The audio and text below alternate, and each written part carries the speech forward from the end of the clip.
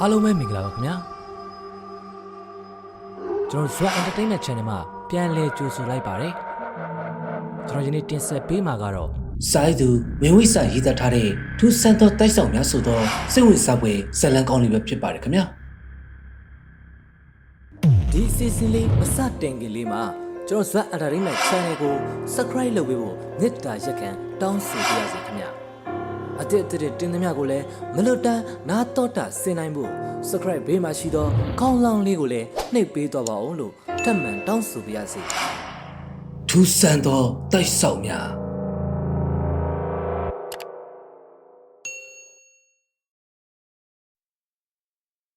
ဆောင်းဦးတို့ရဲ့တကူသောညနေခင်းမှာတော့ရေရခတ်တဲ့ဝိတုတပုရဲ့ဇက်သိန်းကတ်ကိုကျွန်တော်ရေးနေပါတယ်ထိုဝိတုကကျွန်တော်ရေးဘူးခဲ့သမျှဝိတုတွေတဲ့အချိန်အတော်လေးယူရတဲ့ဝိတုပါဇက်သိန်းရေးလိုက်ပြန်ဖက်ပြီးစိတ်တိုင်းမကျဖြစ်လိုက်နောက်တစ်ခါထပ်ရေးလိုက်နေတယောက်တည်းအလုပ်ရှုံးနေပါတယ်ထိုအချိန်မှာတော့ကျွန်တော်အဖေရဲ့အဖေဖြစ်တဲ့ကျွန်တော်အဖိုးကကျွန်တော်နဲ့ခလလန်းမှာစာဖတ်နေတယ်ကျွန်တော်ကဝိတုရေးရင်စာအုပ်မှာမူချမ်းရေးပြီးမှနှုတ်ထဲမှာရေးတာမို့စိတ်တိုင်းမကျဖြစ်တိုင်းစုပ်ဖြတ်ထားတဲ့စာရွက်တွေကနေရာအနှံ့ပြန်ကျင်းနေပါတယ်ဒါကိုမြင်တဲ့ကျွန်တော်ရဲ့အဖိုးကကျွန်တော်ကိုစကားဆလာတယ်ငါမိစာရွက်တွေကိုစုပ်ပြဲလိုက်လှုပ်ပြလိုက်နေဘာတွေစိတ်တိုင်းမကျဖြစ်နေတာတော့ငါမိရဒီမှာဗျာဇလန်တပုတ်လုံးရေးလာပြီးမှဇက်သိမ်းမှလာတက်နေလို့အဖိုးကစင်ပြောင်ရင်အမိကြမှာတစ်ဆိုလို့ဖြစ်နေလို့အဖိုးရဲ့အဖိုးကကျွန်တော်နားကိုရောက်လာပြီးဘေးနားကကလထိုင်ပေါ်မှာထိုင်လိုက်ပါတယ်ငင်းရဲ့ဇလန်ကဘလို့ဇလန်မို့လို့တုံးကွာမဆန်းဘိုးဘိုးကြည့်ပြီအဖိုးကပျော်ပျော်ဆွဆွနဲ့ကျွန်တော်ရင်းနေတဲ့စာအုပ်ကိုယူကဖတ်ပါတော့တယ်ဒါပေမဲ့ဇလန်ကရှင်နေတော့ကြောင်းအဖိုးကငါမြေးရဲ့ဇလန်ကို2ရက်လောက်ဖတ်မှပြီးမှထင်နေကွာငါမြေးကတရေဇလန်တွေလည်းရေးတတ်တာကိုဘိုးဘိုးလည်းမသိပါလားလူငယ်တွေဆိုတော့ဘိုးဘိုးကအချစ်ဇလန်တွေပဲရေးတယ်ထင်းနေတာကွာတို့သူပြောကစာအုပ်ကိုပြန်ချထားလိုက်တယ်မြေးကအချစ်နဲ့မတည့်ဘူးဖိုးဘိုးရအဲ့ဒါကြောင့်အဖိုးကသဘောကျစွာပြောလိုက်ပါတယ်ကျွန်တော်အဖေမရှိတော့ကြတဲ့ကအဖိုးကကျွန်တော်နဲ့အတူမနေပါဘူးဖွားဖွားကသာကျွန်တော်နဲ့အတူနေပါတယ်အဖိုးမကသားသမီးတွေများတာမို့ဟိုသားစီတလဲဒီသမီးစီတလဲလှည့်နေတတ်ပါတယ်တခါတလေမှကျွန်တော်စီကိုလာလေတတ်တယ်အဖွားကအဖိုးကိုကျွန်တော်နဲ့အတူနေစေလိုပေမဲ့အဖိုးကတော့အကြောင်းမျိုးပြကငင်းလေရှိပါတယ်ကျွန်တော်ကအဖိုးမင်းတို့နဲ့အတူနေပါလားဖွားဖွားလည်းရှိတာပဲလို့ပြောတိုင်းအဖိုးကမနေချင်ပါဘူးကွာငါမင်းနေတာကမြို့လို့သာပြောတယ်ငါဖြင့်အသက်ရှူတော့မဟုတ်ဘူး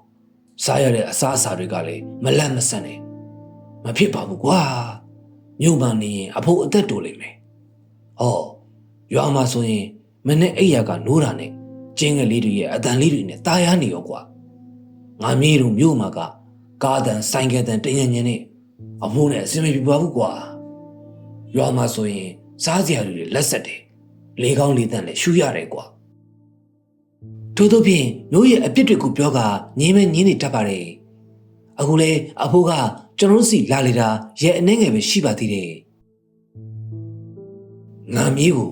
အဖိုးငငယ်တုန်းကကြုံခဲ့ရတဲ့နာနာဘဝအကြောင်းလေးပြောပြမယ်ဘယ်နဲ့လဲဟာတကယ်လားဖို့မန်းတာလိုက်တာဗျာတခါတည်းဆိုရင်ကုံညံ့တော်တော်ရှားတာဖို့ကကဲဘာမှမပူနေတော့ဟုတ်ပြီလားဟုတ်ကဲ့ဖို့အမိုးတို့ငငယ်တုန်းကဆိုရင်တောတောင်တွေပေါ်များထူထပ်ပြီးတာရထရိစံတွေလည်းအင်မတန်ပေါ်များတာငါမီးရတာငါပစုံဆိုလဲပေါ်မှာပေါ့ပြီးတော့အဲ့တုန်းကလူတွေကရောင်စာကြတာတို့ခိုးယူလူရက်ကြတာတို့မရှိကြဘူးလေအေးတောုံဓမြတွေတော့ရှိတာပေါ့ကွယ်လူတွေကရိုးသားကြတယ်ပွေလင်းကြတယ်ပေးစားကန်စားကြတယ်အသက်လည်းပိုးရှိကြတယ်မြည်ရဲ့ပြောရရင်တော့အဖိုးရဲ့အသက်18-19လောက်ကဖြစ်မဲ့တင်တယ်အဖိုးကငငယ်ကလေးကမိုးစိုးလုံးရတာကိုဝါသနာတုံတော့တနေ့အမ်းဘက်ကနေလာတဲ့တစ်တော်အရာရှိတဦးနဲ့လိုက်သွားတယ်အဖိုးရဲ့အဖေကိုတော့အတိမပေးခဲ့ပဲပေါ့တစ်တော်အရာရှိကလည်းအဖိုးနဲ့လူခင်တွေဆိုတော့သူကဖိုးဖိုးကိုတနက်ပြစ်သင်းပေးပြီးတားမြေတော့မှာပါအမက်လိုက်ခွင့်ပြုတယ်လေ အဖိုးကပြောပြနေပေမဲ့ကျွန်တော်ကတော့အဖိုးပြောတာတွေကိုနားထောင်ရင်စိတ်ကူးနဲ့မြောင်ကြည့်နေမိတယ်အဲ့ဒီတုန်းကတွားရလာရခက်ခဲတော့လမ်းမှာ2ည3ညလောက်တော့ကြာခဲ့သေးတယ်ကွဟိုရောက်တော့အဲ့ဒီအရာရှိပြောတဲ့မြတွေကိုတကယ်လုပ်ခွင့်ရခဲ့တယ်အဲ့ဒီအရာရှိရဲ့နာမည်ကဥပူတဲ့ဥပူနေတဲ့နေရာကရွာနဲ့အတော်လေးအလန့်ဝေးတယ်ကွပြီးတော့လမ်းတွေကလည်းကျန်းနေဥပူနေတဲ့နေရာနဲ့ပေတရာ120လောက်အကွာမှာဇေဒီပြက်ကြီးတဆူရှိတယ်ခြုံတွေနဲ့ဘုံအုပ်ထားတော့အနိကကြီးမှာဇေဒီပြက်လို့သိနိုင်တာကွဘေးပတ်လင်းမှာတော့တတန်းရင်းနေပြီဖြစ်တဲ့မက်ဇလင်ပင်တွေရှိတယ်ကွအဲ့ဒီဇေဒီပြက်ကြီးရဲ့အနောက်တောင်တောင်းလောက်မှာတော့၄ပေ၅ပေလောက်ရှိမဲ့မန်းရပင်တွေနဲ့အခြားမြေရိုင်းပင်တွေပေါက်နေကြတယ်ကွအဲ့ဒီလိုနဲ့တနေ့တော့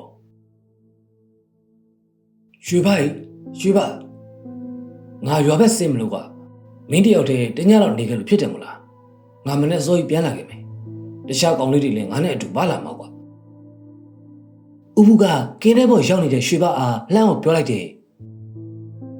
ရတယ်ဆရာရတယ်အေးအဲ့ဒါဆိုငါဆက်ချမယ်နော်အော်မေးလို့ရွှေဘငါခန်းထဲမှာတပြားဟောင်းနေရှိတယ်မင်းပြင်းနေဖွင့်ရင်ဖွင့်တာပေါ့ကွာကဲငါသွားပြီနော်ဟုတ်ကဲ့ဆရာလမ်းမှာယူဆိုင်အောင်ဗျဟေး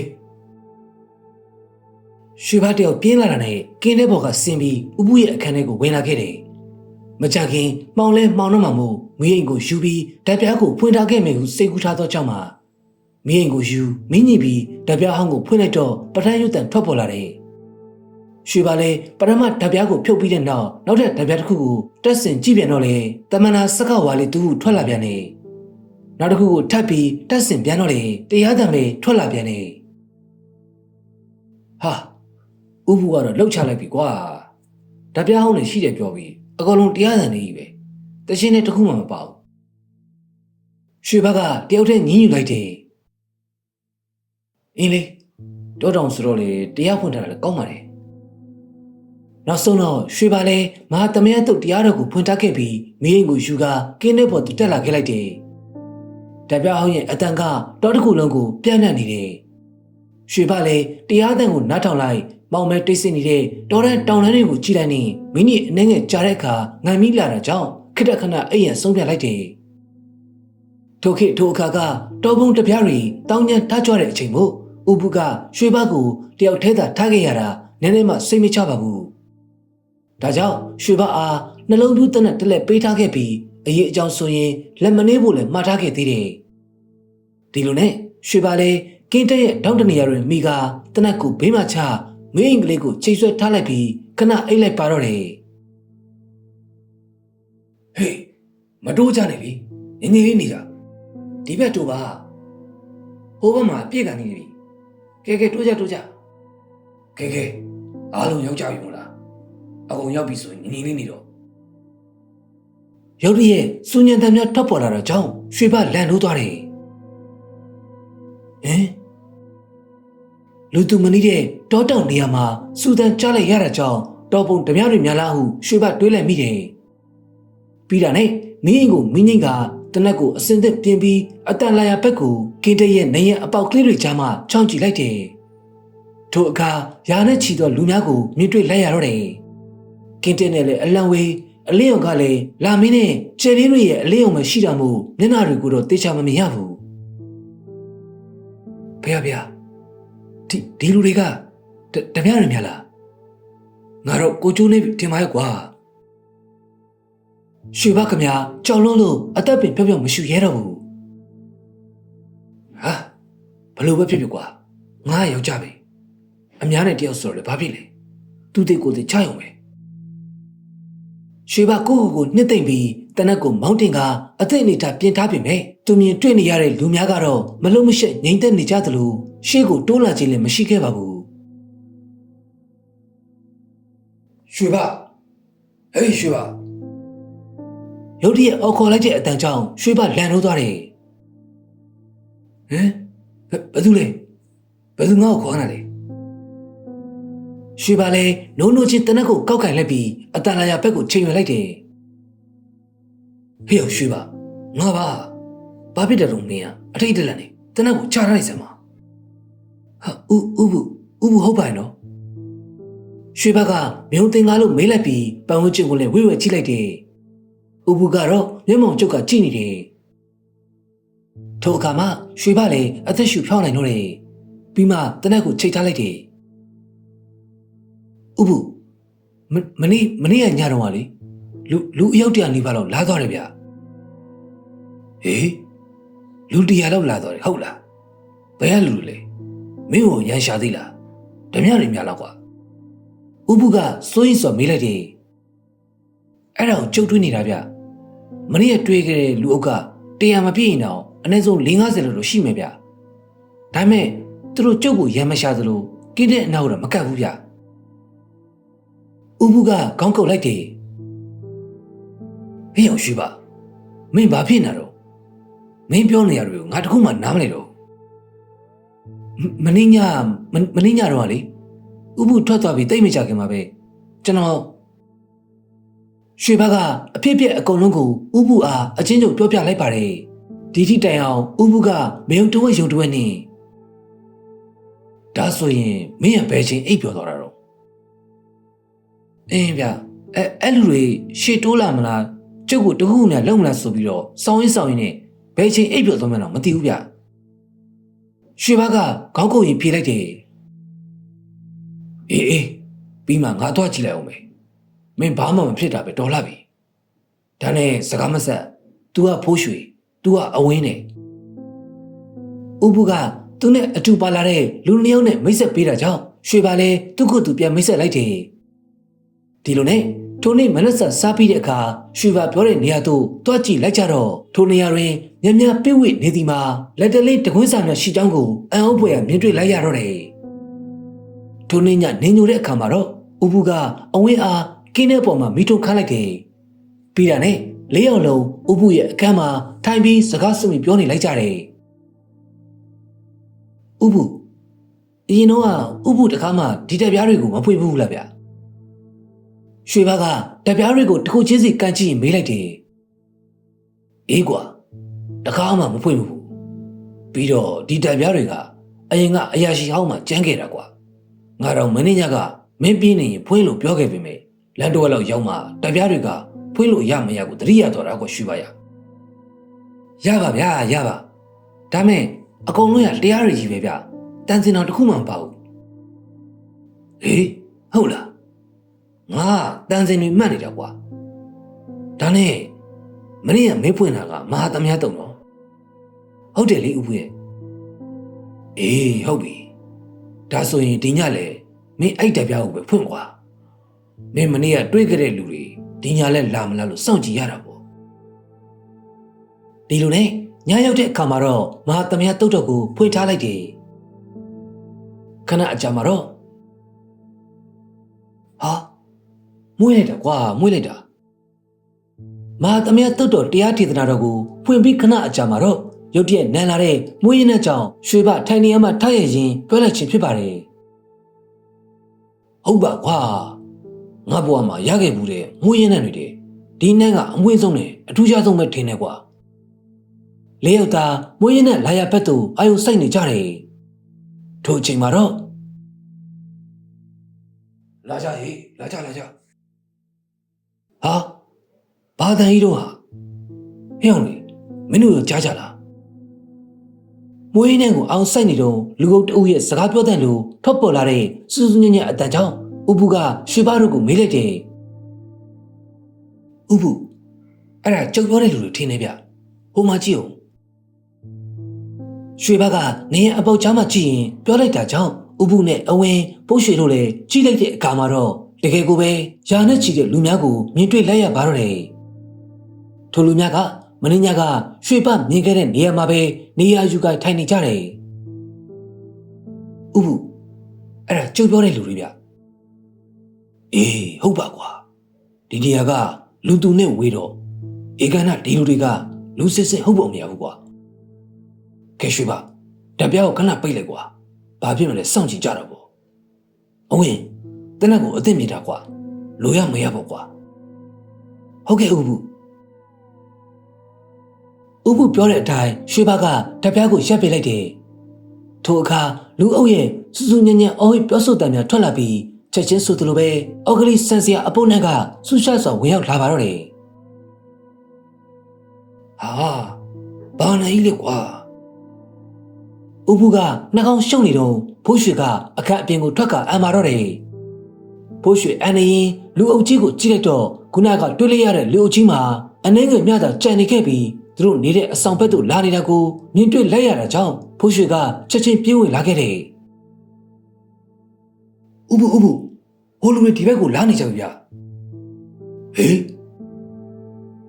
ဥပုလည်းအလန်တခြားဖြစ်ကနေရပေါက်ကနေကြည့်လိုက်တော့ဘာကိုမှမတွေ့ရဘူးဟေးဖိုးရွှေမင်းပြောတဲ့လူတွေကဘယ်မှာတော့ဟာဥပုရဲ့စကားကြောင့်ဖိုးရွှေတို့လည်းနေရပေါက်ကကြည့်လိုက်ကြပြန်တော့တကယ်ကိုပဲဘာမှမတွေ့ကြရတော့ဘူးဟာဘယ်လိုဖြစ်ရတာလို့ဗျခုနကပဲအောင်မလေးဟာဖိုးရွှေရဲ့စကားမဆုံးခင်မှာပဲသူတို့ရှိတက်ကထွက်ပေါ်လာတဲ့နေရန်ကိုရိုက်လိုက်တဲ့အတန်ကြောင့်လေးယောက်သားလန့်အော်ကနောက်ကိုဆုတ်သွားကြတယ်တရားတဲ့ကိုမပိတ်လိုက်နဲ့ပြန်ဖွင့်ရုတ်တရက်ပိပိတတကြားလိုက်ရတဲ့အတန်တန်ဟမ်ဥပုကျုပ်တို့ဘယ်လိုလုပ်ကြမလဲရွှေဘကဥပုအမင်းနေတော့မှပဲအဆောင်ရဲ့လေးဘက်လေးတောင်ကနေရန်ကိုကပ်ပြင်းပြင်းရိုက်တဲ့အတန်များထွက်ပေါ်လာပြန်ပါတယ်ဥပုလည်းနေရန်အပေါက်ကြားကချောင်းကြည့်လိုက်တဲ့အခါအဆောင်ရဲ့လောင်းရိပ်မလွတ်လောက်တဲ့နေရာမှာရက်နေကြတဲ့မဲအရေးကြီးများကိုမြင်တွေ့လိုက်ရပါတော့တယ်ဒါပေမဲ့ရိုက်တဲ့သူကိုတော့မမြင်ရဘူးဥပုကြည့်နေတော့မှပဲသူ့ရှိတက်မှရိုက်တံထွက်ပေါ်လာတာကြောင့်နောက်သို့အနှဲငယ်ဆုတ်သွားလိုက်မိတယ်ထို့ချိန်မှာတော့ရွှေဘနဲ့ဖိုးရွှေတို့ကထိတ်လန့်နေကြပေမဲ့အဝင်းကတော့တနက်ကိုအသက်ပြင်းထားကစိတ်တုန်နေတဲ့မျက်နှာနဲ့နေရန်ဘက်ကိုကြည့်နေတယ်ဥပုဓပြားကိုပြန်ဖွင့်အောင်ဗျာရွှေဘကထိုးတော့ပြောကဓပြားကိုယူလိုက်ပြီးဓပြားကွက်မှာတက်စစ်မဲ့လုံနေစင်မှာပဲအဝင်းကတကားကိုဝုန်းကနေကန်ကြောက်ကမဲအရေးတွေကိုတနက်နဲ့ပြစ်ပါတော့တယ်ဟာအဝင်းဟေးအောင်တိုင်းနဲ့အဝင်းပြစ်လိုက်တဲ့တနက်အတန်ကတတော်လုံးကိုညံသွားခဲ့တယ်ထိုအခါအရင်မဲကြီးတွေပျောက်သွားပြီးနေရန်ကိုရိုက်တဲ့အတန်လေးငြိမ်သက်သွားပါတယ်ဘယ်ကောင်နေလဲကွာမရင်ထွက်ကစံအဝင်းနဲ့ကွာဘာကောင်လဲဆိုတာသိသွားစေရမယ်ဟာဟဲ့ကောင်အဝင်းတောတောင်ဆိုတာအဲ့လိုစိန်ကုန်မကောင်းဘူးကွာသူ့နေရာသူစီတော့လိုက်နိုင်ရမယ်မင်းနေတော့ခက်ပါပြီကွာဥပုကထိုးတော့ပြောကထွက်လာခဲ့တယ်ရွှေဘနဲ့ဖိုးရွှေလည်းနောက်ကလိုက်လာခဲ့တယ်မခက်ပါဘူးဥပုရတွေ့လားအဲ့ဒီကောင်လည်းမရှိတော့ဘူးသူတို့ကတနက်ကိုတော့ကြောက်ဖို့ရပါတယ်ဗျအဝင်းကပြောဆူဆူနဲ့အဆောင်အောက်ကိုဆင်းမြအလုံးမှာတော့ဝုန်းဆိုပြီးအဝင်းတယောက်လေကအောက်ကိုပြုတ်ကျကလူနဲ့တနက်တခြားစီဖြစ်သွားပါတော့တယ်ဟာဥပုကျုပ်ကဘာလို့တွန်းရတာလဲဗျဟေးငါမင်းကိုဘာလို့တွန်းရမှာတော့ကွာအောင်မလီရုတ်တရက်ဥပုနဲ့အဝင်းရဲ့ကြားမှာယောက်ျားကြီးတစ်ဖက်စားလို့ရှိတဲ့အရေးကြီးတစ်ခုပေါ်လာပြီးအဝင်းရဲ့ခြေကိုဆွဲပါတော့တယ်အဝင်းကတော့အော်ဟိရုံးကန်ရင်အရင်မဲကြီးဆွဲရနောက်ကိုပါသွားခဲ့တယ်ဟာအဝင်းဥပုလည်းအော်ဟင်ကအဝင်းရဲ့နောက်ကိုပြေးလိုက်သွားပြီမဲ့ရွှေဘနဲ့ဖိုးရွှေကကြက်စီတေကရက်ကြံနေခဲ့တယ်ဟာဟိကောင်လေးဘာရဲ့လုံးနေကြတာလဲကွာတနက်ကိုယူအဝင်းနောက်ကိုလိုက်ကြဟာဥပုကပြေးရင်းနဲ့သူ့နောက်မှာဘသူမှပါမလာမှသိလိုက်တာကြောင့်ရွှေဘတို့ကိုအော်ပြောလိုက်ခြင်းဖြစ်ပါတယ်ဒီတော့မှရွှေဘကတနက်ကိုကောက်ကင်ဖိုးရွှေကအနားမှာရှိတဲ့တစ်သားပိုင်းတစ်ပိုင်းကိုကောက်ခါဥပုရဲ့နောက်ကိုအမိလိုက်ကြရတော့တယ်လိုက်ရင်းနဲ့စီဒီပြက်နောက်ကိုရောက်တဲ့အခါမက်ဆီလီပင်မှာဥကုန်းစောက်ထုတ်ဖြစ်နေတဲ့အဝင်းကိုတွေ့လိုက်ရတယ်အဝင်းကတော့ဥပုတို့သူ့နားကိုရောက်နေတာကိုမသိပဲအတန်ကိုအော်ဟစ်နေတယ်ဟဲ့ကောင်အဝင်းဥပုအော်ခေါ်လိုက်မှအဝင်းလည်းမြင်သွားတယ်ဥပုကျုပ်ကိုကယ်ပါဦးဗျာအဲ့ဒီကောင်ကကျုပ်ချစ်ကိုဆွဲထားတာဗျာဥပုကအပင်ကိုမော့ကြည့်လိုက်တော့အဝင်းကိုကျိုးနဲ့ကြီးထားခြင်းမရှိပဲဒီအတိုင်းတွဲလောင်းကြီးဖြစ်နေတာကိုမြင်တွေ့လိုက်ရတယ်ဥပုအဲ့ဒီကောင်တနက်နဲ့ပြဗျာဒီမှာကျုပ်အသက်ရှူကြက်လာပြီ ဟာဘယ်ဖြစ်မလဲကွာပိုးဆိုးသွားမှာကွာရွှေဘမင်းအဆောင်စီပြဲသွားတပြားတော့ဖွင့်ကွာပိုးရွှေမင်းရွှေဘနဲ့လိုက်သွားဥပုကရွှေဘရဲ့လက်ထက်မှာတနက်ကိုယူကပြောလိုက်ချင်ဖြစ်ပါတယ်ဥပုတယောက်တည်းဖြစ်ပါမလားဗျငါတို့မပူစမ်းပါနဲ့ကွာမင်းတို့ပဲမြန်သွားစမ်းပါဟုတ်ပြီးရောဗျာရွှေဘနဲ့ဖိုးရွှေလေထိုနေရာမှာပြေးထွက်ကအဆောင်တို့မြန်ပြန်ပြေးပြီးဓာတ်ပြားကိုဖွင့်လိုက်တော့မှအဝင်းလေတစ်ပင်ပေါ်မှာပြန်ပြုတ်ကျလာပါတော့တယ်အဝင်းပြုတ်ကျလာတော့ဥပုကဖမ်းထားလိုက်တာကြောင့်ဒီကဒဏ်ရာမရလိုက်ပေမဲ့အဝင်းရဲ့ခြေချင်းဝင့်မှာတော့လက်ငါးချောင်းရောက်ကြီးကစွတ်တင်ကြံနေခဲ့ပါတော့တယ်အဖြစ်ကတော့အဲ့ဒါပဲငါမြည်ရဲ့နောက်တနေ့ကိုရောက်တော့အဖိုးတို့ဇေဒီပြက်စီကိုတွားပြီးငါပြောပွဲအုံပွဲတွေနဲ့တောင်းပန်ကြတယ်ပြီးတာနဲ့ဇေဒီအနီးနားကမျက်တွေနှွေးတွေကိုရှင်းပေးခဲ့ပေမဲ့နောက်နေ့မနေ့ကျတော့အဲ့ဒီအမိုက်တွေအကုန်လုံးကဥပုရဲ့အဆောင်စီကိုပြန်ရောက်နေတယ်ကွယ်ပြီးတော့ဇေဒီပြက်ကလည်းအရင်အတိုင်းမျက်တွေနှွေးတွေကပြန်ပေါက်နေရောကွယ်ဗျာထူးဆန်းတယ်နော်ဖို့အေးကြည့်ရတာတော့အဲ့ဒီဇေဒီရဲ့အဆောင်လျှောက်တွေကဇေဒီပြက်ကိုလူတွေမမြင်အောင်လို့တမင်ဝတ်ထားသလိုပဲမြည်ရဟုတ်မယ်နော်ဖို့ဒါနဲ့ဥပုရောဘယ်လိုဖြစ်သွားလဲဖို့အဖိုးကခဏတွေးပြီးတဲ့နောက်ကြားရကတော့အဲ့ဒီနောက်ပိုင်းဥပုအမှတာဝန်ကျနေသည်မြကာလာတလျှောက်နေတိုင်းတက်ပြဖွင့်ပေးရတယ်ဆိုပဲကွာသူတို့ကလည်းဥပုကိုအန်ရဒုက္ခမကြရအောင်စောင့်ရှောက်ပေးကြတယ်ဆိုပဲအဲ့နောက်ပိုင်းတော့အဖိုးလည်းမသိတော့ဘူးကွယ်အဲ့ဒီကိစ္စပြီးကြတဲ့ကအဖိုးလည်းဥပုနဲ့တနစ်နေလို့မှနှစ်ခါလောက်ပဲဆုံးပြတော်တယ်ကွယ်အဖိုးကသူ့ရဲ့အဖြစ်အပျက်ကိုပြောပြီးသွားပေမဲ့ကျွန်တော်ရဲ့ခေါင်းထဲမှာတော့မေးစရာမေးခွန်းတွေတွေးစရာအတွေးတွေနဲ့သာပြင်းနဲ့ကြံရည်ခဲ့ပါတော့တယ်ဗျာ